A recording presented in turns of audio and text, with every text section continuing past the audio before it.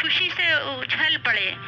کہ جیسے کہ کسی کا موبائل نمبر مل جاتا ہے کسی بہت بڑے پریزیڈنٹ، تو لوگ خوش ہو جائیں کہ ہمارے سارے مسئلے حل ہو جائیں گے، اب تو ہم ڈائریکٹ کانٹیکٹ کر سکتے ہیں۔ جو جتنا بھی، یہ ایک حقیر مثال ہے، لیکن اللہ تعالیٰ کی تو بات ہی، اور اللہ کی جو ذاتی وہ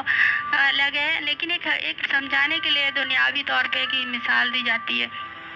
کہ ہمارے پاس اللہ تعالیٰ کا موبائل نمبر ہے، یہ نماز ہم جب چاہیں ڈائریکٹ کال کر سکتے ہیں، تو ہمیں کتنا خوش ہونا چاہیے۔ جس طرح صحابہ کرام خوش ہوئے تھے تو ہمیں بھی تو خوش ہونا چاہیے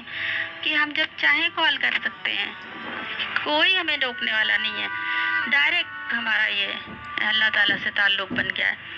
تو ہم اگر نماز پڑھتے ہیں تو یہ ہماری، سمجھ لیجئے، یہ اللہ تعالیٰ، اللہ تو بے نیاز ہے، اللہ کو ہماری ضرورت تھوڑی نہ ہے، ہمیں اللہ کی ضرورت ہے۔ اور جب ہم نے سورہ فاتحہ میں اللہ تعالیٰ سے ہدایت کی دعا مانگتے ہیں تو اللہ تعالیٰ پورا قرآن ہمارے سامنے رکھ دیتے ہیں کہ یہ لو، یہ ہے ہدایت کا راستہ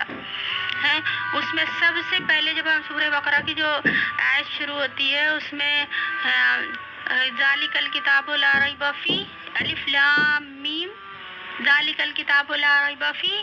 اللہ تعالیٰ فرماتے ہیں کہ یہ کتاب میں کوئی شک نہیں ہے۔ سب سے پہلے تو آپ اپنا ڈاؤٹ بالکل ختم کر دیجئے کہ اس کتاب میں کوئی شک ہے، یہ تو بس اللہ کا کلام ہے۔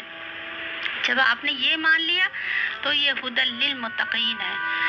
یہ متقین کے لیے ہدایت ہے اس میں، ہے نا۔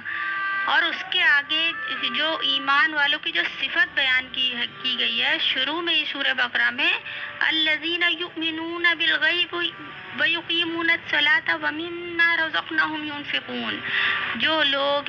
غیب پہ ایمان لاتے ہیں وہ نماز قائم کرتے ہیں، اور جو کچھ بھی اللہ تعالیٰ نے دیا ہے رزق اس میں سے وہ خرچ کرتے ہیں۔ تو سوچئے، ایمان کی سب سے پہلی جو اللہ تعالیٰ نے پہچان بتا دی قرآن میں کیا ہے؟ نماز قائم کرتے ہیں۔ تو میری بہنوں، ہمیں نماز پڑھنا نہیں ہے، ہمیں نماز قائم کرنا ہے۔ قائم کیا کہ کوئی بلڈنگ کنسٹرکشن کیا جاتا ہے تو وہ کھڑی ہو جاتی ہے نا، قائم ہو جاتی ہے، اسی طرح ہم نماز ہمیں پڑھنا نہیں، کبھی پڑھا کبھی چھوڑ دیا، بس قائم کرنا ہے کہ بس وہ اس کے ایک چیز کو قائم کر دیا اور اس کے بعد پھر وہ ہمیشہ کے لیے ہماری عادت میں شامل ہو گئی۔ ایسی